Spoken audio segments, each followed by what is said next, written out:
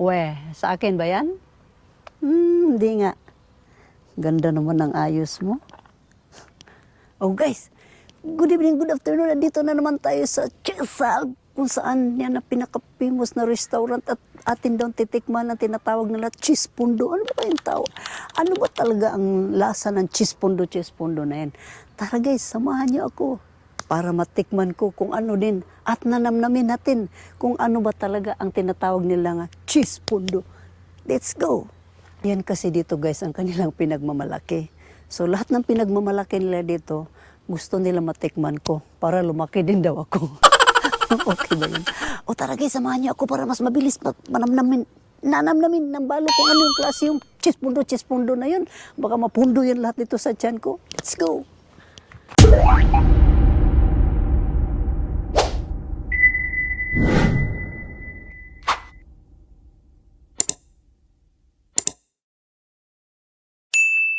Kung nakikita nyo, ito yung pangalan ng restaurant na to, Case Alp.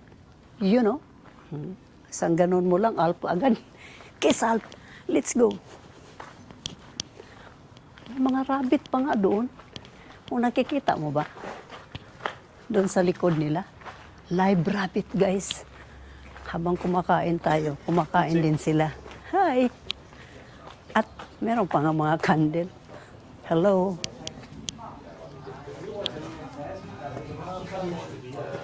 Hello. Kasal. Ready? Ready. Ito palang restaurant na to guys. Ranch pala to dati. So, makikita mo ang titibay, no? Made in wood. Lahat. O, titibay kayo yung mga puro kahoy. Tapos, stone. So, ang ganda pa na lang. Kaya pala ranch kasi mga baka, tinan mo. Sa lagayan pa lang. Lagayan pa lang, may baka na. Sisindihan pala ito mamaya. Ang mga baka. Kagaling naman. Kaya pala tinatawag ko ng ranch guys. Kasi pati mga sindihan na ng baka. Yeah, so. Habang nag-iintay ng mga order, no? Nagmamarites muna kami. So, pati baka dito gold, oh, tinan mo. Mamaya guys, sisindihan ko to. Huwag kayo magtaka kung liliyab to. The most famous dish in Switzerland is cheese fondue and also the raclette. Raclette is the one with they put one slice of cheese on the hot, and then you will put it on top of the other ingredients. So everything with melted cheese. And this one is to share, so they like to share the food, so they will eat together from this bowl with cheese. So since Switzerland is very famous for cheese, everything is with cheese. Switzerland And it's the talaga. most famous. Switzerland is most famous for cheese. Ayun na nga, tutunawin to siya. So, ang cheese pundo pala guys, mini-melt to siya. So, sisindihan na ito ngayon, no? Yan, kasi ito yung palang pinaka-famous Switzerland kasi, known nga famous cheese, famous sila na silang gumagawa ng mga cheese. So, since na hindi natin natitikman ito, ngayon, tatry natin ito. Kung paano may melt. O, tamo naman, sinisindihan na. Yan.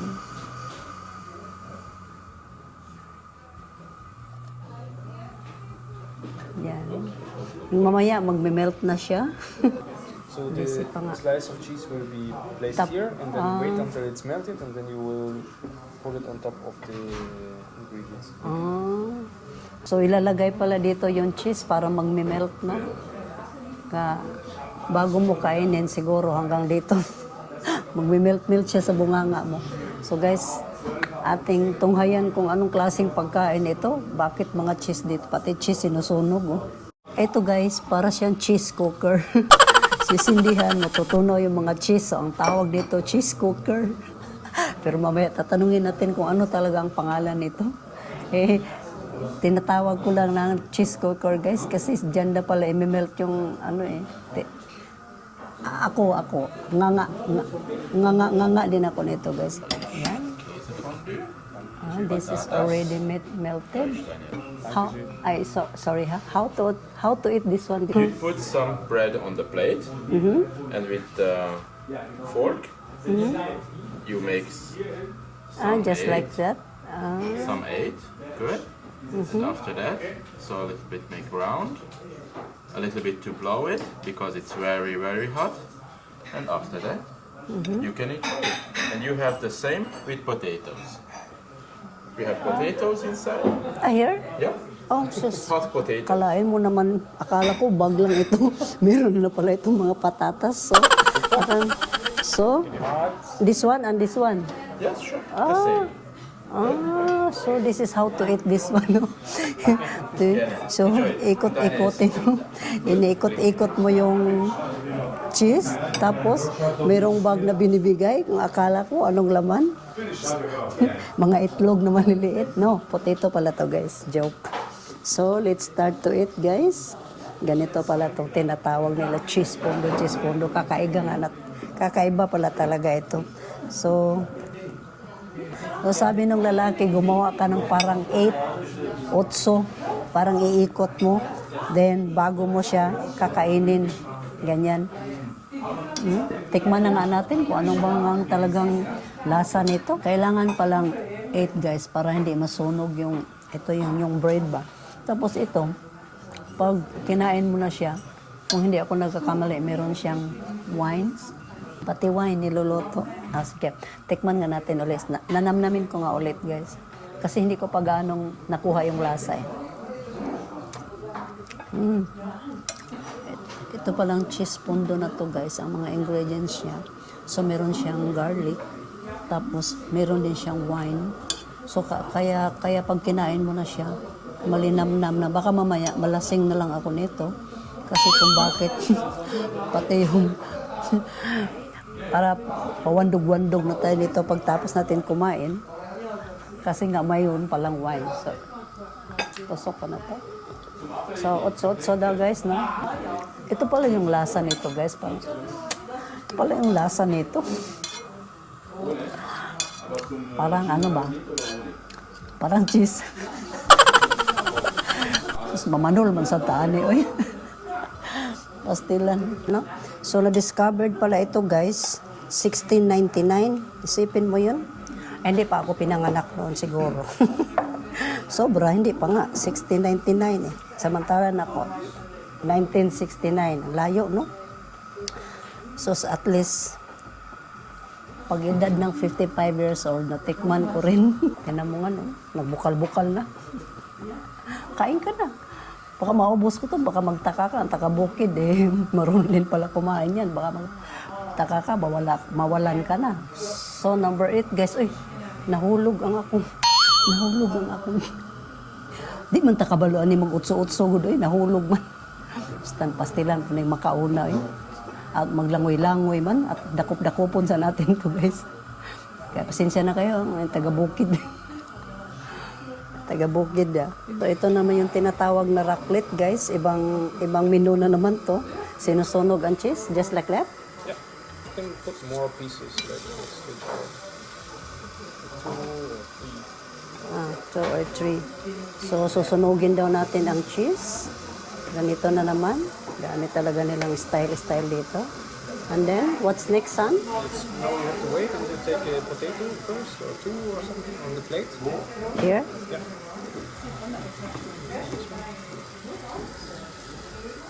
Dayon. What's next? I will going to... Wait. Wait. This one if you like. Sus, ano na naman ito? Ano man to? Sambag? Ay, sorry. What? Yeah, so ano na naman yun? Yeah. Dahil unsa man eh, baliktad-baliktaron. We will wait until masunog siya. Tissue.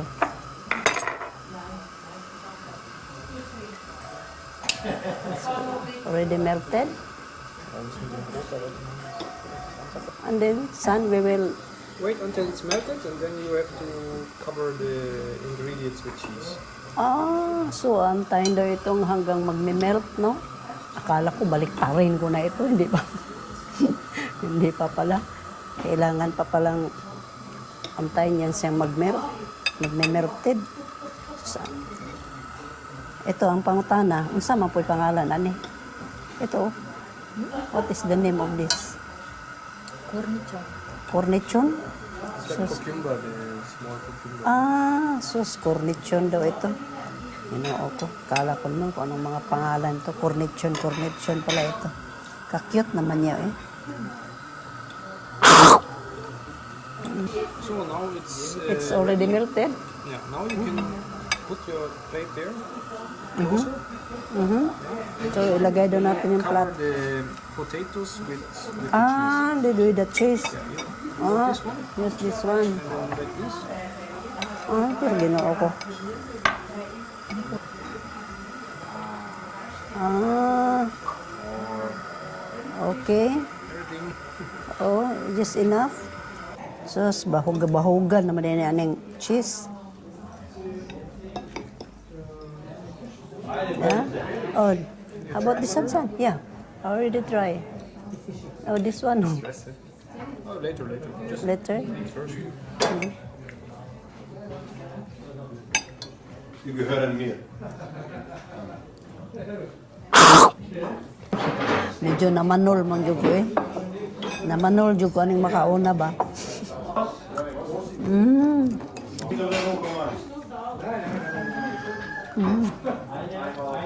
Hindi ako makapag-decide kung ano na masarap dito, guys. Kasi ang pinag-usapan dito, cheese.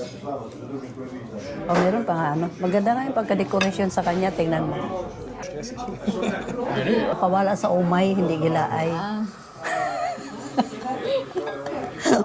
Ang layo sa laay, ha? Ano ba yung laay? Nanang ano nga, gilaay man ko eh, gitamad man ko. Wala akong gana, ganon. Ito, pangpawala sa umay. So, kaya meron siyang baby corn. Di ba? Pastilan yung pagkauna. Guys, pasensyahan nyo na ako. Kasi, alam mo naman galing tayo sa bundok ng tralala, no? Mikin mo naman yan, no? Kailangan dito guys, madaliin mo siyang kainin kasi siya titigas yung ano niya. Instead na magme-melt siya. Ngayon, pag matagal mo siyang kainin, wala na siya, hindi na siya fresh. So, kailangan dito madalian. Nalasing ako guys. Nalasing na ako guys. Nalasing ako kasi meron siyang wine, di ba? Ganito pala yung lasa ng cheese pondo nila guys, at saka yung raclette. Ang raclette kailangan sunugin mo muna. Para imo ding ibukot-bukot sa patatas ba, pastilat. Hulaan mo ano ito. Isa sa mga pampatanggal ng umay guys. Tama. The best experience. Otso-otso. Eto mga kabalo, stress pag kumain ka nito. Kasi kailangan madaliin mo ito dahil yung cheese, titigas siya. So kailangan madalian ang kain mo dito. O, huwag mo na kayo ng istorbo ha, babanat muna ako. Guys, puputok na ako sa sarap guys, hindi na mapigilan to. Sayang naman to palampasin mo. Wala, gini siya sa bukid. Wala ko ka-experience ani na gantong style. So dito pa lang talaga, first time ko. So masaya ang balo guys. Nakatikim na naman ng famous cheese dito sa Switzerland kung saan kakaiba yung kalakaran nila, kung paano nila lutuin, kung paano mo kainin. So lahat-lahat, no? Miss Cameraman, bilisan mo na at malulubat ka na may luluto na yung cheese, oh. So kailangan pabilisan ng kain dito. Tulad ng sinabi ko, titigas ito pag hindi mo ito pabilisan kainin. Ngisay na naman ako sa sarap.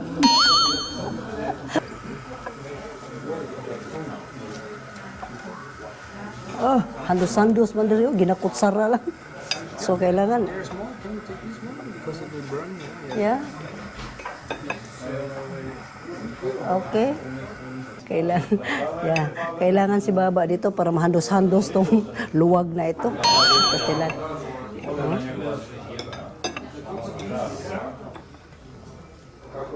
So itong puntil guys, paubos na.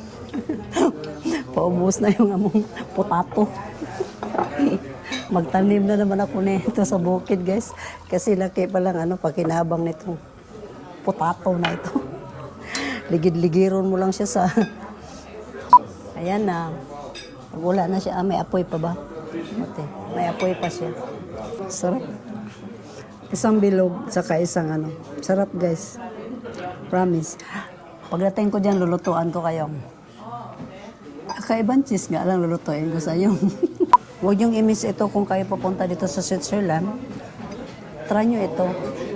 Cheese fondue. At mayroong pampakape, no? Ano na naman kayang lasa nito? Dami nilang pampautot talaga. So, try na naman natin kung anong lasa nito. Bagong tubo to siya, no? Guys, yung lagayan ng potato ba? Taob. Oh, hambag nila ba? Ibig sabihin, nagustuhan pala ng taga-bukid. Uwi ko kaya to? Kauntis? Solve ba? Solve? Nagustuhan mo ba? Ano masasabi mo? Sabi niya, wishy. Ano masasabi mo? Very wishy. Paano to guys? Sobrang busog na ako. 30 kilos lang luggage kong pwede dalhin. Sumubra na nga ako. Ito, pampabigat kasi itong pondo-pondo na to eh. Pahama kasi itong cheese pondo na to eh. Ay, pinauso naman nila to, no? Ito pa, dagdagan pa natin ng ito. Itong cheese pondo guys, kinakain pala ito sa winter season. Bakit? Bakit kung hindi winter, hindi pwede kainin? Ha? Ah, bakit kung hindi winter, hindi pwede kainin? Hindi? Pwede naman, pero mostly talaga, winter talaga siya ginakain. Bakit may month pa? Bakit? Bakit may month? Bakit may buwan pa talaga? Kapitbahay ko mga maingay guys. Tatanong ko kung bakit winter lang siya ginakain dito. Pero ikaw na, nasa yun na yun. Kung anytime, pwede mo naman siyang kain kahit hindi winter. Diba? Ang importante, mahalaga, na tikman ko siya ngayon. Di ba take out? Di ba take out ito? Pwede pa ito may take out ng kaldero? Parang kahit ito pala, panalo na ako eh. English mo sa kanya, pwede ba ito i-take out? Ito ba? May kaldero ba? O kanipong sa plato-plato ba? Sandaan. Kanimo? Pwede ba ne? Oh? Mura mag-gikandos o balas ba? Tapos kasi madali yan daw kainin, di siya ba siyempre?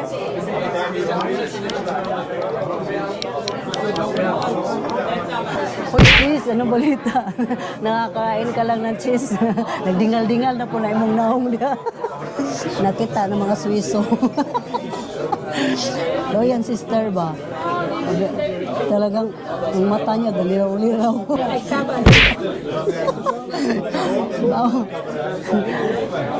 Ikot-ikot na yung mata niya. Basin na kayo matsambahan. Agay po doon sa puna siya. Ikot-ikot na yung mata niya. Basin na kayo matsambahan. Diba? Ikot-ikot na.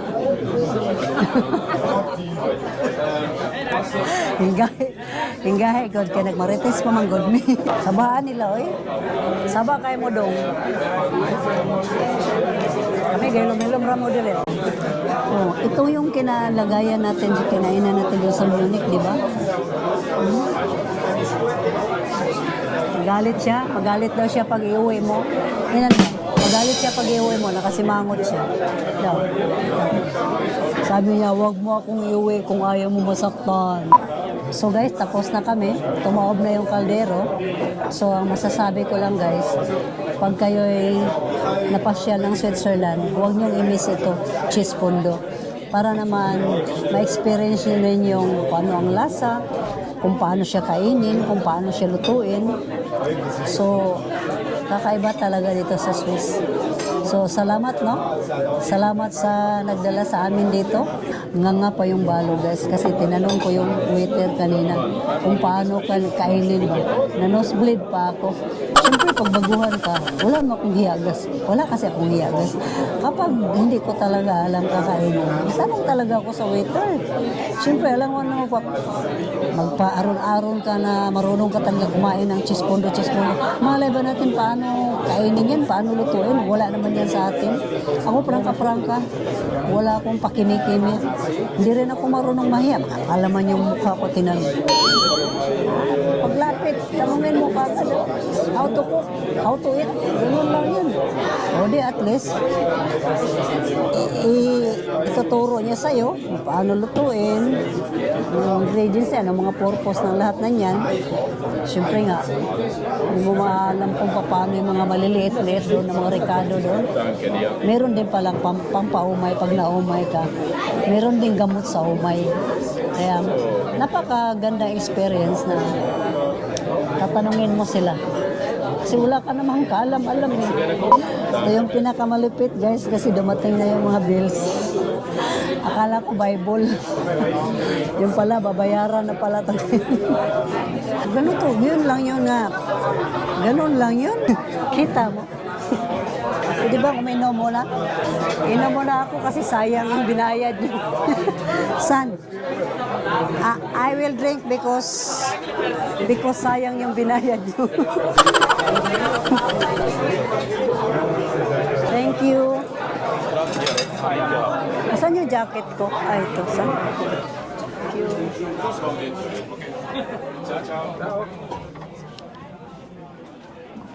Grabe, yun lang ang puntahan nila dito. Kakainin yung mga cheese na yun. Schön, ja. Nice. Yeah. Grabe naman yan. Tinunaw lang na cheese, yun na agad ang bayarin. Tinunaw lang na cheese, yun na agad ang bayarin. Pastilan, ginoo ko. Oh guys, ang next natin kainin, rabbit. Puslan man na, mahal kayong bayad. Dalawin ko muna yung mga alaga kong rabbit, guys. Oh, what? Dirty? Nyawk, nyawk. Dapat doon, no? Kanina pala. Guys, pag nagpunta kayo sa Switzerland, huwag niyong kalimutan yung restaurant na to. Don't miss out. Don't miss out pag pumunta kayo dito sa Switzerland. The best talaga yung cheese nila dito, guys. At saka ito. Nilalamig na siya, kawawa ka na. Pakis nga. Bye! Ingat ka dyan. So guys, sana nagustuhan niyo ang pinakita ko sa inyo. Cheese pundo. Pundo cheese. Puno lahat ang bunganga mo. With good ambience, overlooking na, sa magandang kainan, restaurant, busog ang balo. So don't forget to like, share, and subscribe. Hanggang sa muli guys. Tomorrow adjourn. Uwi na ang balo. Bye!